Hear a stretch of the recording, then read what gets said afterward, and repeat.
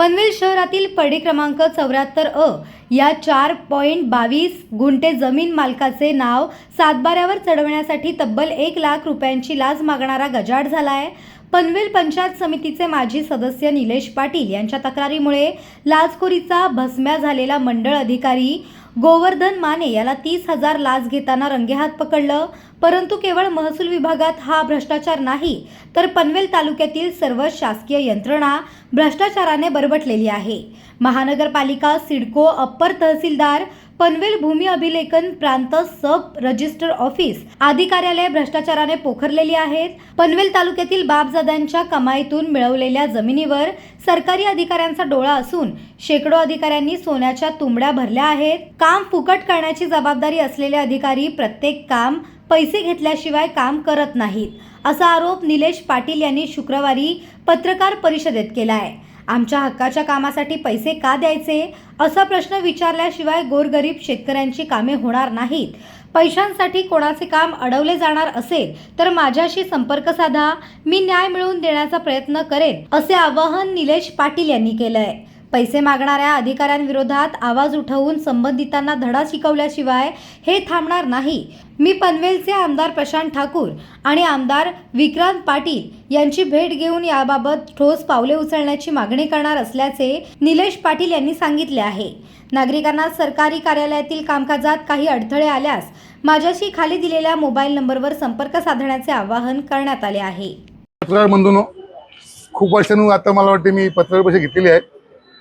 तुम्ही तुमची पहिली जी गैरसोय झाली त्यात तुमची मी माफी मागतोय, कारण की टायमावरतीच मला ती जागा चेंज करायला लागली।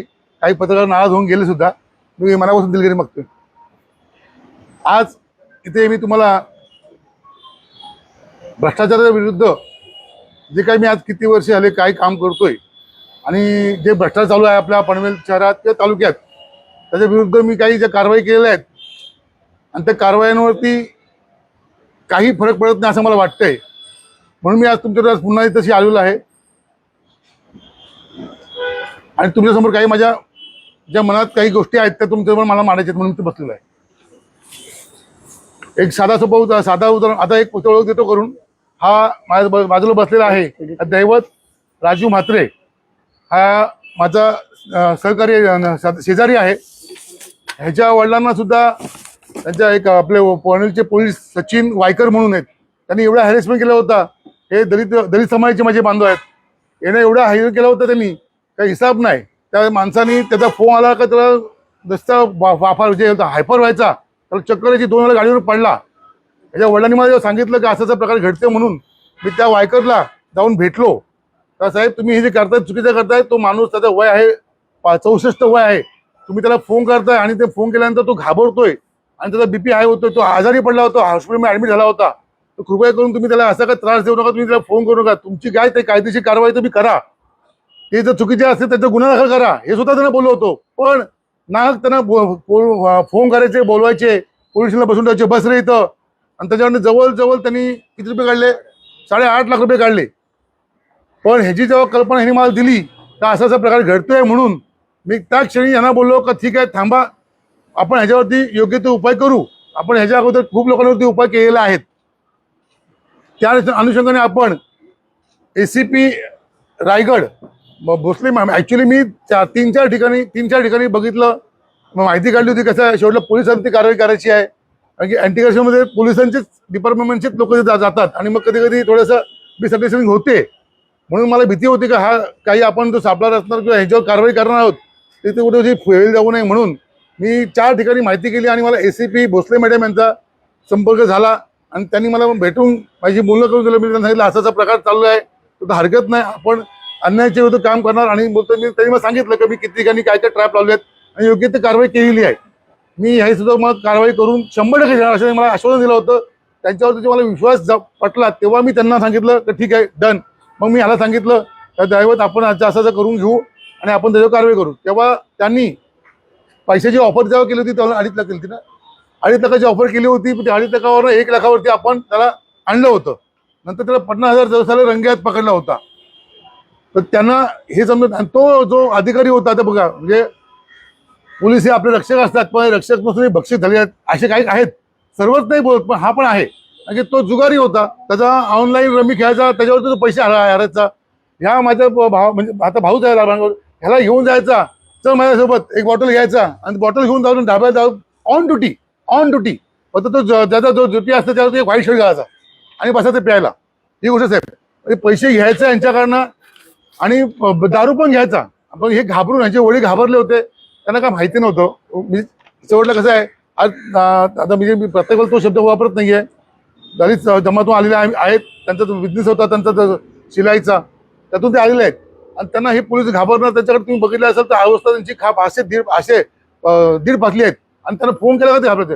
घाबरून त्यांना ते पैसे त्यांनी द्यायचे. शेवटला कंटाळले आणि मी तक्रार केली आणि त्याला ट्रॅप लावून पकडला. ट्रॅप लावून आता मला एक अजून म्हणजे पकडला तर थोडा विषय थोडा होईल. पकडल्यानंतर मला त्याच्यावर कारवाई काय होणार आहे, आता मला एक तुमच्या जगात काय 6 महिने तो सस्पेंड राहणार, 6 महिन्यानंतर परत तो कार्यरत होणार. म्हणजे तो परत तो काय होईल, 5-6 महिन्यांनी कंट्रोल रूमला असणार. मग त्याच्या अजून 6-7 महिन्यांनी कुठे दुसरीकडे बदली होणार. मग तो परत तिथेच परत आहे चालपा का म्हणजे जे उद्या समजा त्याला केस लागलेली आहे, तो गुन्हा सिद्ध होणार, तो सस्पेंड होईल किंवा त्याच्यानंतर ती PF जी आहे ती काहीतरी जमा होईल. पण त्याचा फायदा काय हो, तो PFच्या 10 पटीने जास्त पैसे तो कमवला अजून. इथं 100% मान्य का नाही. आणि तसाच मी एक माझा 2013-14ला मला वाटते मी ट्रॅप लावला होता. आपण पनवेलचे नगरपालिकेचे CO जगताप म्हणून, तर त्याच्यावर ट्रॅप लावला. त्यांनी माझ्याकडे ते पैसे मागितले होते. ते स्थानिक नगरसेवक लतीफ शेख आहेत. त्यांना म्हणजे त्या अधिकाऱ्यांची मधली भीती काय कमी होत नाही बघा. स्थानिक नगरसेवक लतीफ शेख तेव्हा तो पाणी पुरवठा सभापती होते. त्या माणसाला घेऊन गेलो का मी, त्यांच्याच मोहल्ल्याचं काम केलं होता, ईदगाह कंपाऊंड वॉलचं. त्याच माणसाला बोललं पैशाशिवाय काम होणार नाही. आणि तो लतीफ शेख जे आहेत ते सभापती होते. ते मला बोलले, अरे यार म्हणजे मला वाईट वाटतंय का मी सभापती असून सुद्धा हा माणूस बोलतो काय पैसे पाहिजेत म्हणून. आणि त्यांनी ते ऑफर केलं तर मी त्याला ठीक आहे, मला फक्त एवढंच पाहिजे, हे ऑफर करतोच ना तो, म्हणजे ते माझा बिल देतच नव्हता. शेवटला मी त्याला ट्रॅप लावला. पण वाईट काय होतं साहेब बघा, आता तुम्हाला सर्वांना एक माझी विनंती आहे, 2013-14ला आय थिंक झाला असेल त्यांच्यावरती ट्रॅप. साहेब आजपर्यंत त्याच्या माणसाची काय केशीचा पण मला रिप्लाय नाही आला, त्यावर काही कारवाई पण झाली का लक्षात आला नाही. तो तर काहीच नाही झाला. आता तो रिटायर झाला असणार. पण वाईट अजून दुसरी गोष्ट, तर तो पहिले ते जो अधिकारी होता तो नगरपालिकेचा CO होता. काही वर्षांनी मी ऐकलं का तो नंतर सिडकोचा मोठा अधिकारी झाला. म्हणजे जर एखाद्या माणसावरती भ्रष्टाचाराचा आरोप कशाला त्याला पकडलं तर तुम्ही आरोप पण नाही बोलता येणार. रंग्यात पैसे घेता त्याला पकडलाय, म्हणजे त्याला पकडल्यानंतर तो जर परत अधिकारी COचा परत जाऊन शिडकोमध्ये कुठेतरी जॉईन MD किंवा अजून काहीतरी होणार, म्हणजे ही शर्मेची गोष्ट आहे. इथे काहीतरी आणला पाहिजे असं मला वाटते. त्यानंतर आणखी 2 ट्रॅप लावलेत, ते पण तसे झाले. म्हणजे ट्रॅप लावल्यानंतर गुन्हा दाखल होतोय, 6 महिन्यात त्यांच्यावरती कारवाई होते, 6 महिने. पण नंतर त्याला कामावरती घेत आहे. तर हा प्रकार व्हायला नाही पाहिजे का, त्यांना कामावर नाही घ्यायला पाहिजे. एकतर मग त्यांच्या फास्ट ट्रॅकवरती तुम्ही गुन्हा दाखल करून त्यांच्यावरती केस दाखल करा आणि ते फास्ट ट्रॅकवरती त्याचा निकाल लावा. कारण की मीच फिर्यादी आहे. आता मी मागच्या वेळी पण एक कोर्टामध्ये गेलो होतो, केस झाली 2010ला त्या तांडेलवरती 9ला. आणि नंतर मी तिथे गेल्यानंतर मला बाकीच्या गोष्टी कोर्टामध्ये गेल्यानंतर ते काय प्रश्न विचारतात मला, ते विसरतो ना मी काय केलं ते. आता मी काय कॉम्प्युटर नाही ना. ह्या गोष्टीचा विषयाचं का आपण ह्या गोष्टीने त्यांच्यावरती गुन्हा दाखल कसा व्हायला पाहिजे आणि त्यांच्यावरती कारवाई चांगली व्हायला पाहिजे ह्या विषयात. अजून दुसरा विषय आता जो आहे, आज जो मी प्रेस नोट घेतलेली आहे ती माझ्यावरती काय घडलं म्हणजे जो तळाटी जो आहे सर्कल मंडळ अधिकारी, त्यांनी जे मी 25 नोव्हेंबरला 2025 नोव्हेंबर 25 मध्ये मी गेल्या वर्षी तर नोव्हेंबरमध्ये मी तक्रार अर्ज केला त्यांच्याकडे, माझं 7/12वरती नाव टाका म्हणून. त्यांनी ते नाव टाकलं नाही. मला बोलले टाकतो म्हणून, आज टाकतो उद्या. असा कायदा का बोलतोय की तुम्ही अर्ज केल्यानंतर 15 दिवसात साहेब तुमचं 7/12वरती नाव यायला पाहिजे, हा कायदा आहे. मग आज 15 दिवसात यायला पाहिजे. त्यांनी सांगितलं काय, आज काय हा कार्यक्रम आहे, हा तो कार्यक्रम आहे. अरे पण मी अर्ज तर केलंच आहे. नंतर काय सांगतोय तर तहसीलदार मॅडमचं थंब नाही आहे, म्हणून काम थांबलंय. आणि त्यांनी वेळोवेळी मला प्रत्येक तहसीलदार मॅडमचं थंबचं नाव सांगितलं होतं. मग ते सांगितलं तर मी ठीक आहे, तहसीलदार मॅडमशी मी पण संपर्क केला माझ्या काही सोर्समध्ये, तिकडे पण सांगितलं करतो म्हणून, पण तरी पण झालं नाही. शेवटला त्याच्या मनात जे होतं त्यांनी ते बोललं का हा काम तुम्हाला करायचं असेल काहीतरी खर्च करावा लागेल. खर्च तर काय खर्च करावा लागेल. आता कसा असतो बघा, आता सहजासहजी आजकाल लोक हॉटेलला गेल्यानंतर ती पण टिप देतात. म्हणजे 1000 रुपयाचा घाल तर 10, 100, 50, 20, 25 रुपये जास्त देतातच ना, खुशीच देतात का, तर राहू दे चला. तर मला असं वाटलं का हा कधी चहा पाणी मागेल म्हणून. पण ह्यानी पहिलेच काय सांगितलं, आता बघा वाईट कुठं आहे. माझी जमीन मी विकत घेतलेली 2015ला, आज त्याची व्हॅल्यू वाढणारच ना हो साहेब. आज सर्वांची व्हॅल्यू वाढलेली आहे. तर त्यांनी काय सांगितलं की ह्या जमिनीचे करोड रुपये झाले जमिनीचे. करोड रुपये झाले का तुम्ही टाकलेच पाहिजे, तुमच्या खोट्या आमच्या कष्टाचे पैसे आहेत. आमच्यावर असे लय लोक टपलेले येतो का निलेश पाटील कशी काय काळ्या मार्केट चालते म्हणून. आणि ओपनली आहे, कारण की मी आतापर्यंत लय लोकांवरती असे ॲलिगेशन केलेले आहेत. चांगल्या वाईट लोकांना चांगल्या लोकांना केले नाही, वाईट लोकांनाच केलेले आहेत. तर मी त्यांना तेच बोललो का साहेब हे चुकीची गोष्ट आहे. जर आज करोड रुपये माझी आहेत तर त्यांनी तेव्हा ती लाख रुपयाची ऑफर केली. मी एक माणूस मध्येच टाकला होता कारण माझ्याकडे घेतील काय म्हणजे असं मला वाटलं होतं, म्हणजे असं मध्यस्थी म्हणून टाकलं. लाख रुपये घेतलं. मी काय बोललो त्या माणसाला, बोल ठीक आहे तू नको बोलू, मला लाख रुपये मला द्यायचे नाहीयेत. मग मी जाऊन त्याशी परत बोललो, तो नाही साहेब तुमचं काम करतो, तुम्ही भेटा मला असं बोलले.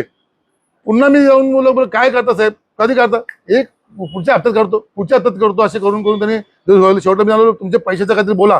लास्ट मोमेंटला त्यांनी 1 लाखावरनं 50,000 तोड काढली. मी तयार झालो मुद्दा म्हणून, आणि मी ACP भोसले मॅडम यांच्याकडे तक्रार केली.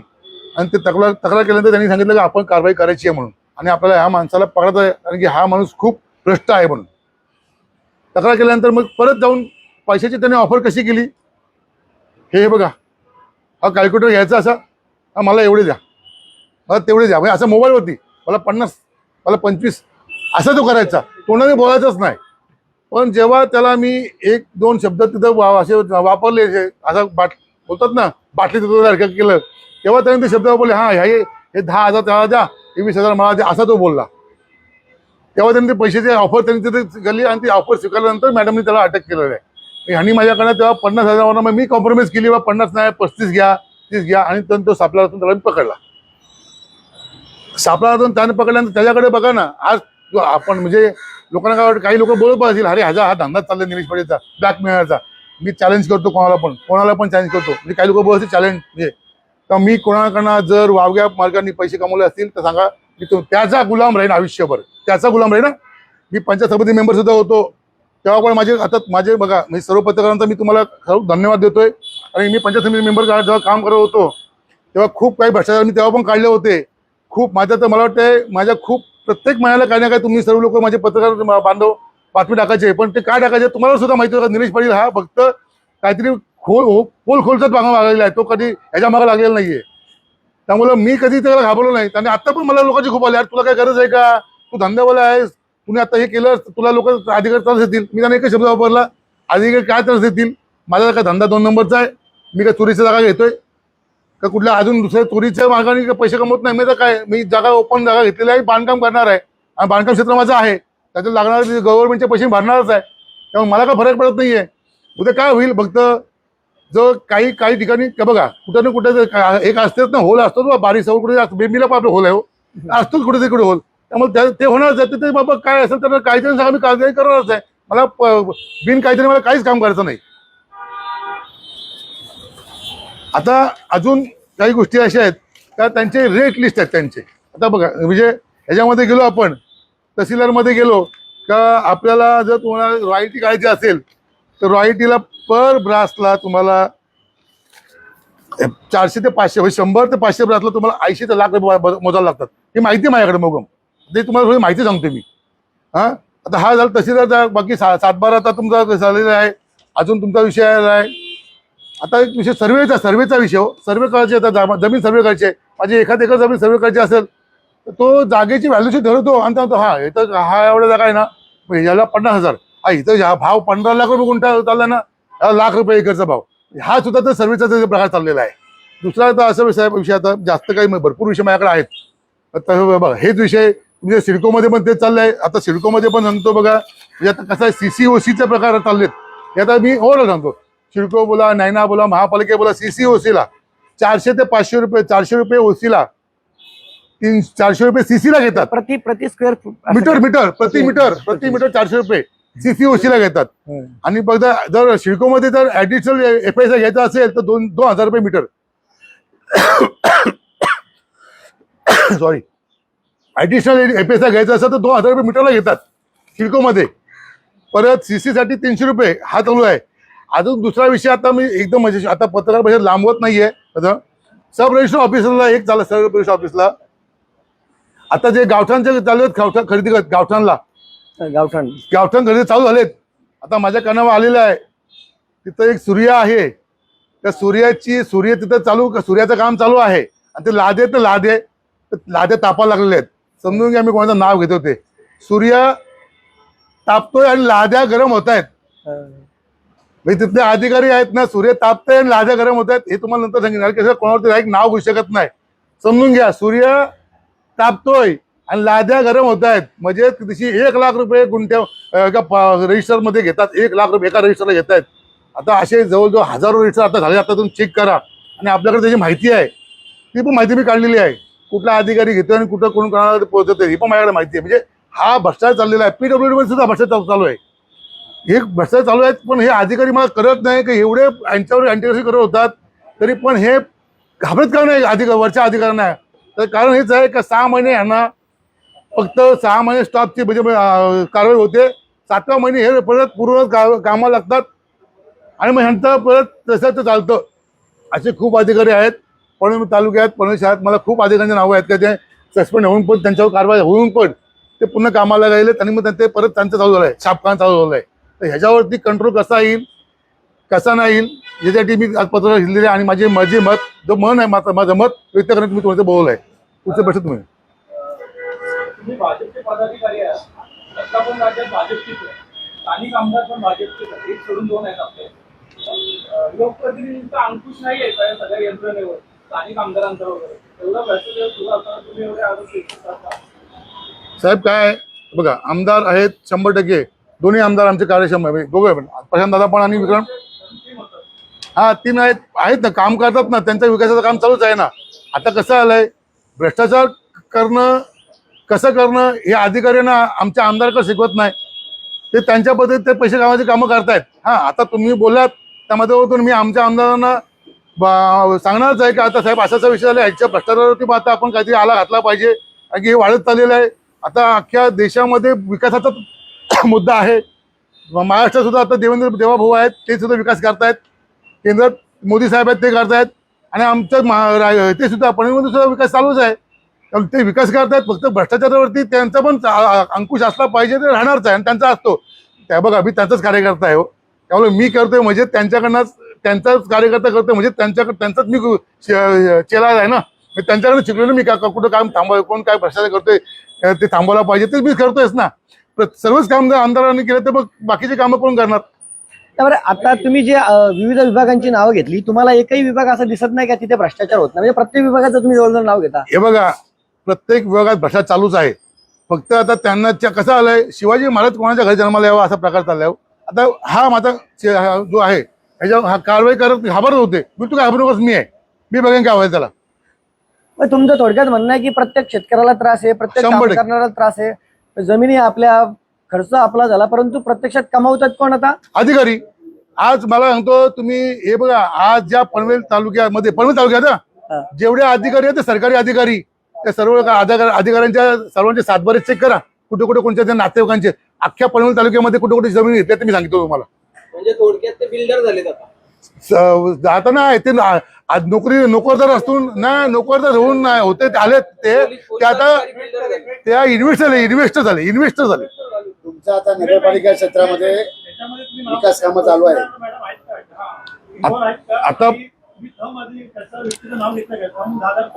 आता बघा, मला वेळोवेळी थंबसाठी जो अधिकारी आहे माने, त्यांनी प्रत्येकाला थंब देणारे मॅडमच सांगितल्यात.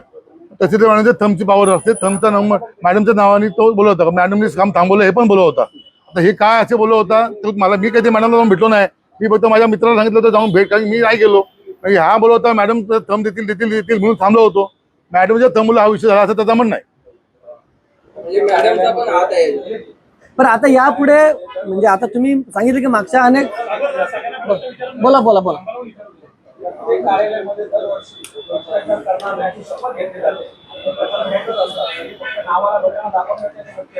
मला कधी कधी हसू येतो.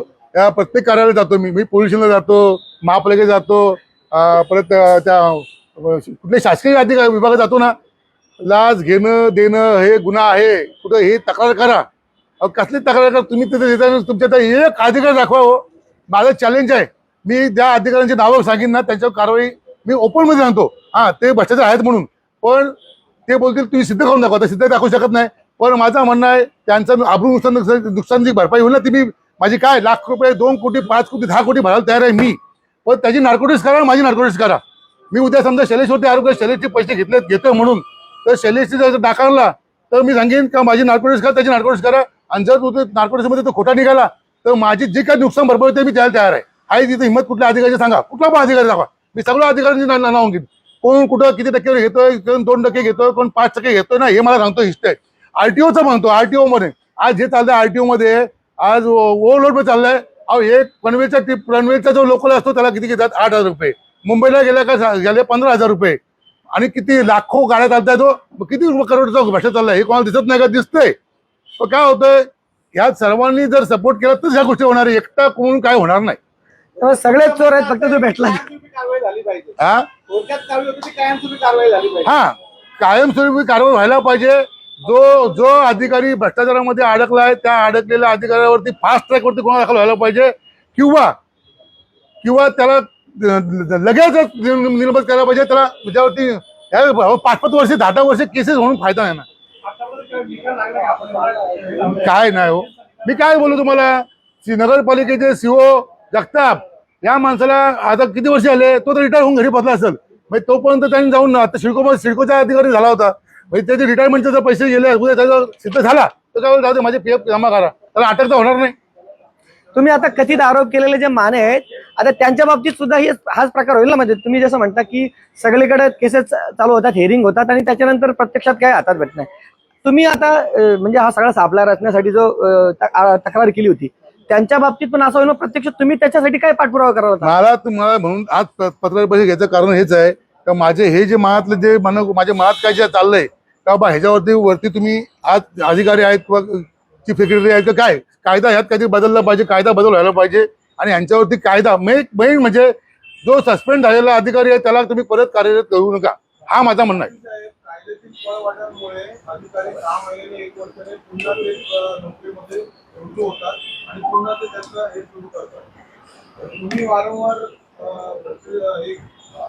एसीबीचे सापळे लावून अनेकांना पकडलं, पण तुम्ही प्रत्यक्षात लोकांसाठी काय काम करणार असतं? तुम्ही तर सर्वसामान्य लोकांना पनवेल तालुक्यात ज्या लोकांची गैरसोय होते, अनेक असे गरीब शेतकरी आहेत पनवेलमध्ये स्थानिक, त्यांना लाच देण्यासाठी पैसे नसल्यामुळे त्यांचं काम वर्षानुवर्ष रखडलेलं.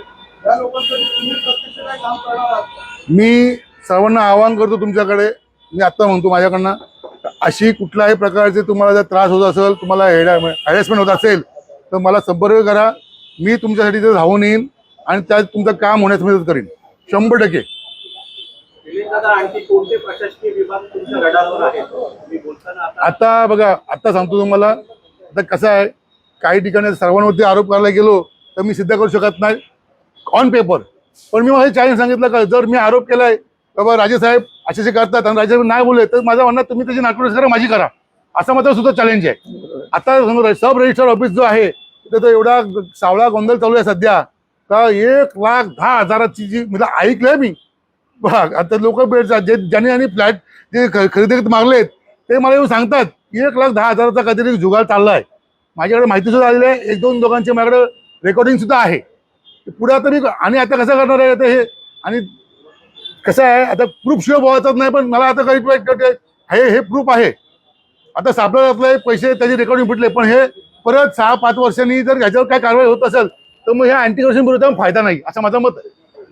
त्या दिवशी कार झाला, त्या दिवशी त्यांच्या गाडीमध्ये 3,10,000चे काही पैसे मिळाले. दुसरी गोष्ट अशी माहिती मिळाली की त्यांच्या नावावर 16 एकर गाडी जमीन आहे. हा, या अधिकाऱ्यांनी असे भ्रष्टाचार करून अतिक्रमण करणारे आहेत. 100% असणार. त्यांच्या नातेवाईकांची जागा त्यांची चौकशी व्हायला पाहिजे, त्यांच्या नातेवाईक चौकशी व्हायला पाहिजे. मी तर सांगू त्याचा महिन्याचा कलेक्शन मला काल म्हणजे मी ज्याला ट्रॅप केल्यानंतर काही लोकांनी मला फोन कॉरी त्याचा महिन्याचा कलेक्शन 25 ते 30 लाख रुपये महिन्याचा कलेक्शन होता. त्याचा पगार किती आहे हो, त्याचा पगार किती आहे मग त्याला घेणं देणं पगाराची. तो ह्या लोकांच्या गाड्या पकडणार, रॉयल्टी गाड्या पकडणार, तिकडे पैसे जमा करणार, हे त्याचं चालतं चाललंय. आणि हा त्याची नेक्सॉन गाडी होती, चिकट चौकशी करायला लाव ना. गाडी ती गाडीच्या नावावर नाही तर त्याच्या मित्राच्या नावावर गाडी. आता कसं आहे, आता साहेब सांगू का, आता बरेपैकी सरकारी अधिकारी जे आहेत ते काय करतात, बाबा गाडी यायची आहे, ए बाबा हे माझा मित्र आहे, तू गाडी घे, हे पैसे घे, तुझ्या नावावर गाडी घे, तू पैसे दे मला गाडी दे. खूप अधिकारी असे आहेत. त्यांची पोलीस माझ्याकडे आहे, त्यांची पोलीस माझ्याकडे आहे. मागे एका पालिकेच्या अधिकाऱ्यावर नगरपालिका असताना अशी कारवाई झाली होती. पण आता तोच अधिकारी मुख्य पदावर दावा करतोय. किती इंजिनियर हे बघा, आता कसं आहे, कायदा आपला असा आहे, त्या कायद्याच्या मागे मी कायद्याच्या पुढे बोलू शकत नाही. आता शेवटी कायद्याने जे असेल ती तरतूद म्हणजे त्याच्यात कायद्यात असेल तर तो होणार, नाही तर नाही होणार. आणि शेवटी अधिकारी आयुक्त वगैरे आहेत ते त्याचे निर्णय घेतील. ते मी कायद्याच्या मध्ये जाऊ शकत नाही. आता मला कायदा जाऊन मी कसं बोलणार.